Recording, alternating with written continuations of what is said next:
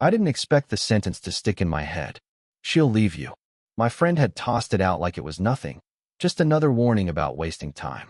But the words kept echoing long after he was gone, long after I stepped into that quiet, dust-scented corner of the city where her shop lived. It wasn't much to look at from outside. A crooked sign above the door, one window half covered with books stacked too high, the other with a glare of late afternoon light that made everything inside look shadowed and secret. But once you stepped in, it had a pull. The kind of place where silence wasn't empty, it was layered. That's where she was. She was behind the counter, sorting through a pile of second-hand hardcovers, the sleeves rolled up on her linen shirt. I'd been there enough times to know the rhythm of her movements, deliberate, unhurried, like she didn't owe anyone speed. She didn't even glance up when the bell above the door rattled. Back again, her voice carried, steady but without expectation. "Yeah," I said, trying not to sound like I'd been waiting for this moment all day. "Guess I keep finding excuses." One eyebrow lifted. Excuses for what? Reading? Or avoiding something else? That was how she was, never blunt, but never soft either. Her words always hovered in that middle place, like they could lean either way depending on how brave you were. I wasn't sure which way I wanted them to lean. I drifted toward the shelves, tracing the cracked spines with my fingers. I wasn't really reading the titles. I was too aware of her presence a few feet away. The faint scrape of her nails against cardboard. The muted thump of a book closing. The soft sigh when she paused longer than she needed to. Finally, she looked up. Our eyes caught, and for a second I almost forgot how to breathe. She didn't look away quickly, but she didn't smile either. Just studied me, like she was trying to figure out what I kept coming back for. I broke the stare first, pulling a random book from the shelf. "This one any good?" My voice came out rougher than I meant. She glanced at the cover, then back at me. "Depends on whether you like stories that don't end cleanly." I swallowed, flipping the book over without seeing a word. Maybe that's exactly the kind I need. The silence after that stretched. Not uncomfortable, but weighted. Her hand stilled on the counter, fingertips brushing the edge of a page she hadn't turned yet. I wanted to say something more, but the words snagged in my throat.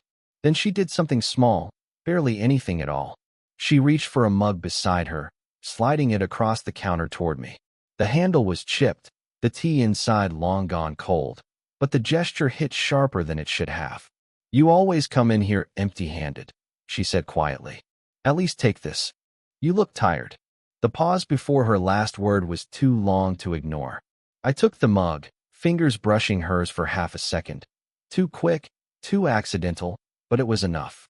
Enough to lock the moment in place. The smell of old books, the fading sun on the window, her eyes not moving even when mine darted away. And I knew, right there, that my friend was probably right. One day she might leave, like every story that doesn't end cleanly. But tonight, walking home with the chipped mug warm in my hand, all I could think was, if that's true, then I'll still keep her memories. She was on a step stool, stretching to reach the highest shelf. A small wobble ran through the legs, and I froze in the doorway. One wrong move, and the whole thing would topple, but she didn't seem fazed. Her hand hovered above the row of thick hardcovers, fingers grazing them like she was choosing by memory instead of title. "Want me to?" I started, but stopped. She glanced over her shoulder. A brief flicker of annoyance, or maybe pride, crossed her face before she answered. "I've been doing this longer than you've been alive." It should have sounded sharp. Instead, it landed softer, like she was tired of always proving she could manage alone. Still, I moved closer, steadying the stool with one hand. "Then I guess I'll just make sure you keep doing it." Her laugh was short, almost reluctant. But she didn't tell me to stop.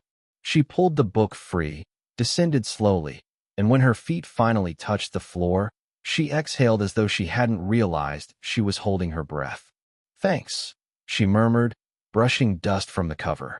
Her eyes didn't quite meet mine. I noticed then her hands, the faint veins beneath her skin, the way her knuckles flexed when she tightened her grip on the book. Not fragile, not weak, but worn in the way things get when they've been used, tested, endured.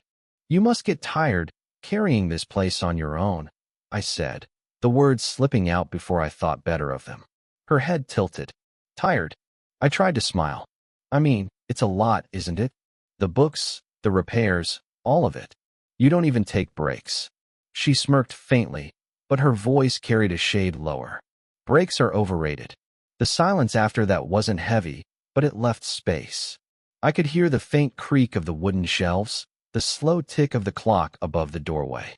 She sat down at the counter, setting the book aside, and for the first time I caught something raw in her posture. The way her shoulders curved in, just slightly. The way her hand lingered at her temple like the weight of the day had finally caught up. She didn't notice me watching. Or maybe she did and didn't care. "What are you looking at?" she asked finally, without raising her head. I scrambled for a safe answer. "Just how quiet it gets in here. Kind of feels like the world forgets about this place." Her lips curved, faint but real.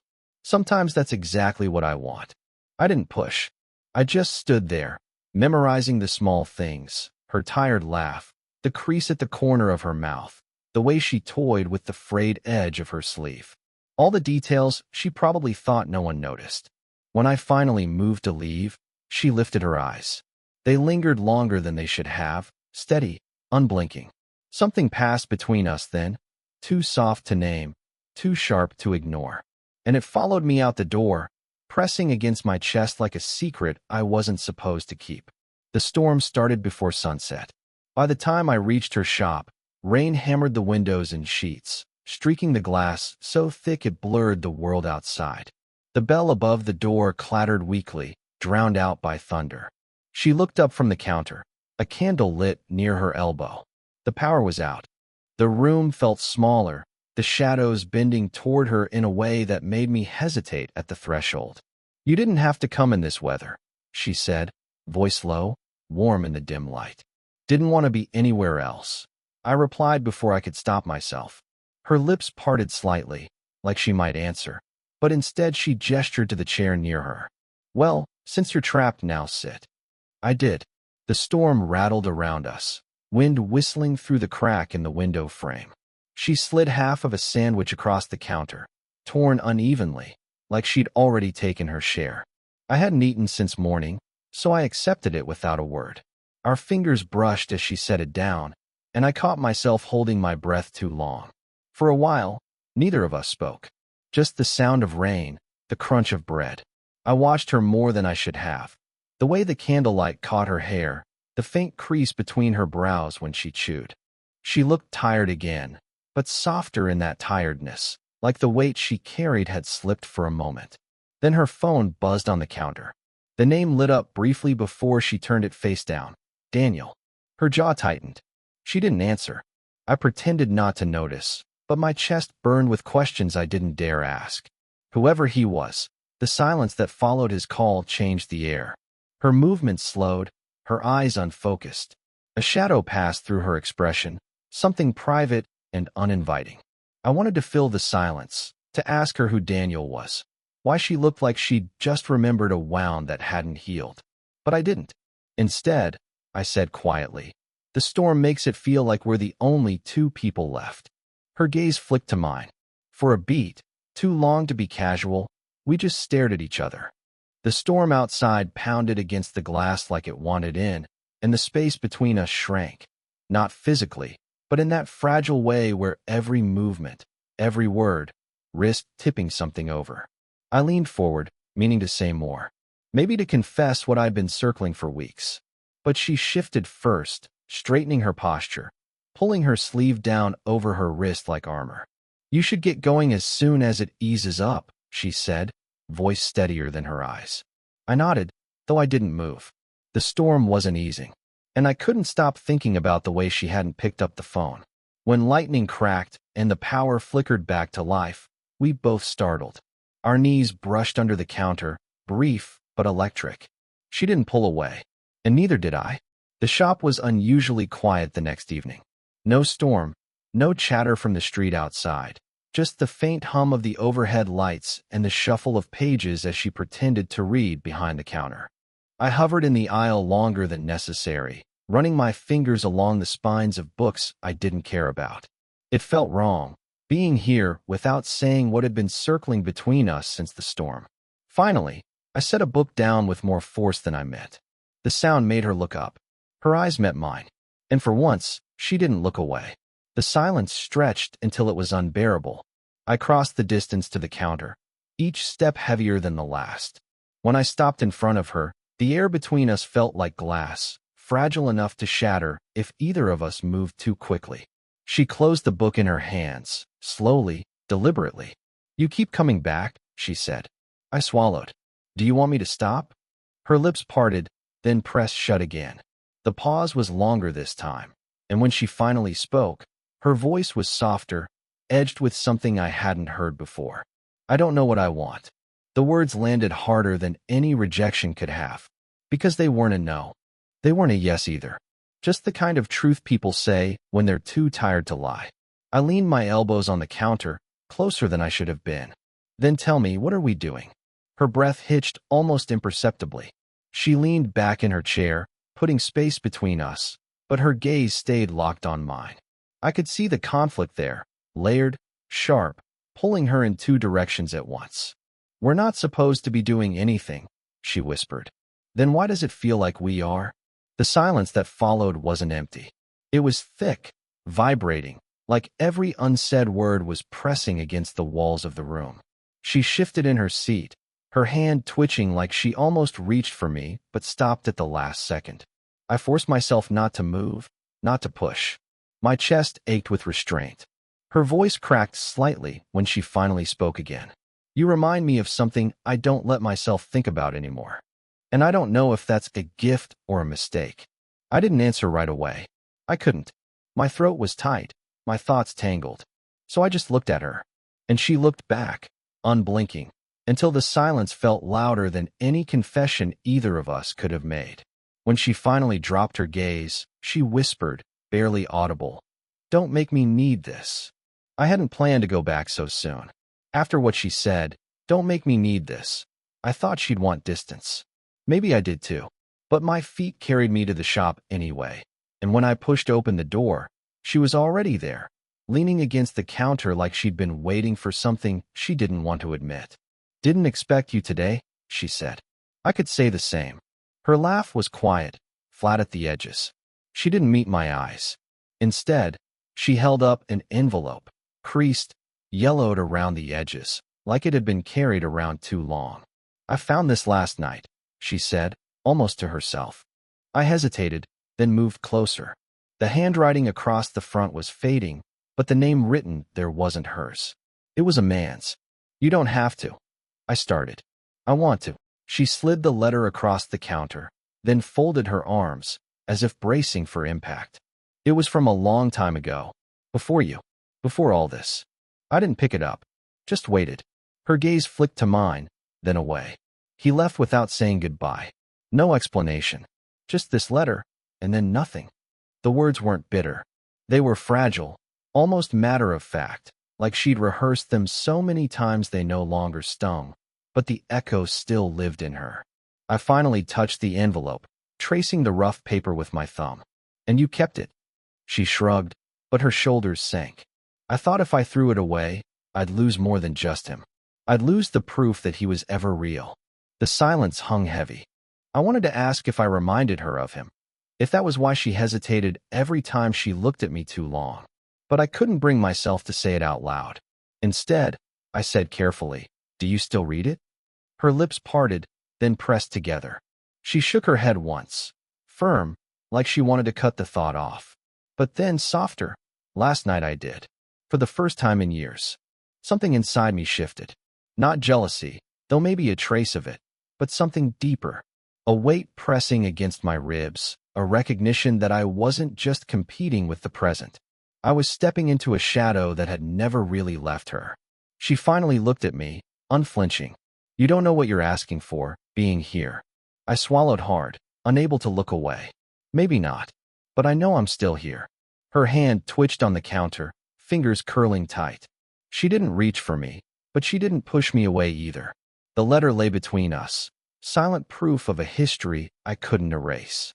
And yet, when she whispered, "Don't let me make the same mistake twice," it felt less like a warning and more like a confession she didn't mean to give. The shop was closed when I arrived. The front lights were dim, the open sign flipped backward. But the door wasn't locked, and when I stepped inside, she was there, sitting on the floor between two shelves, her back against the wood. No books in her hands. No armor of movement. Just her, still, with the kind of weariness that doesn't come from a long day, but from carrying too much, too long. She didn't look up right away. When she did, her expression softened, then tensed, like she couldn't decide whether to send me away or let me stay.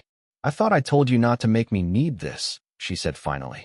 I lowered myself to the floor beside her, leaving just enough space between us to pretend it didn't mean anything. "I know." The quiet stretched, broken only by the faint hum of the old radiator in the corner. I could hear her breathing, slow, steady, but with a faint tremor at the edges. She ran a hand over her face, then dropped it into her lap. "This is foolish," she murmured. "Probably," I said. "But so is closing the shop early and sitting in the dark. And here you are." That earned me a small, reluctant smile. It slipped almost as quickly as it came, but I caught it. "I don't know how to explain this," she whispered, more to herself than to me. "It's not love. It's not anything I can name without it sounding wrong." I nodded, staring at the floorboards. "Maybe it doesn't have to be named." That seemed to catch her off guard. She turned her head, studying me in silence. There was a fragility in her gaze, like she was waiting for me to ruin the moment with the wrong word. But I stayed quiet. Minutes passed, maybe more. And then, slowly, inevitably, her shoulder leaned toward mine. Not enough to press, just enough that the heat of her body brushed against me. My pulse thudded in my throat, but I didn't move away. Her hand rested loosely on her knee. Without thinking, I let my fingers slide closer, not touching, just near enough that the space between us shrank into something charged. When her fingers finally shifted, barely brushing mine, the contact was so small it could have been a mistake. Except she didn't pull back. Neither of us spoke. We didn't need to. There was no confession, no grand promise, no neat ending. Just two people sitting on the floor of a half-forgotten shop, too close to deny it anymore, too human to push it away. When she finally whispered, "Stay a while," it wasn't an invitation. It was a decision. And I knew, without saying it, that I already had. I think about that night more than I should. The one where she didn't push me away, where the silence finally broke into something we couldn't take back. Nothing dramatic happened. No promises, no declarations. Just her shoulder resting against mine, her fingers brushing mine, and a single word spoken softly enough to live inside me. "Stay." And I did. Not just that night. In ways I didn't even notice at first, I stayed. In her orbit, in her rhythms, in the quiet of that small shop that smelled of dust and candle wax. Looking back, I realize it wasn't about love the way people like to package it. Neat, clean, predictable. It was about recognition. About finding the part of yourself reflected in someone else when you least expect it. For her, it was learning that she didn't have to hold everything together alone. That she could let someone in without it undoing the years she'd spent building her walls. For me, it was learning that wanting someone wasn't the same as possessing them. That sometimes love, if that's even what you call it, isn't about chasing or proving or naming. It's about being present when the other person finally lets their guard fall. People still ask me why. Why her? Why me? Why something that never looked simple from the outside? And I never have a neat answer. All I can say is, sometimes you find a place where your silences fit together better than your words. She'll always carry her past, the regrets, the missed chances, the people who left letters instead of staying. And I'll carry the memory of being told she'd leave me, like everyone else. But the truth is, maybe that doesn't matter. Because whether it lasts a lifetime or just a handful of seasons, what we found was real in the moment we needed it most. And sometimes that's enough. So here I am, telling you this, not because it's perfect, but because it's human. Because maybe you've been there too, in that space between fear and longing, between silence and confession. And if you have, tell me, what would you have done? Would you have walked away? Or would you have stayed a little longer, just to see what might unfold?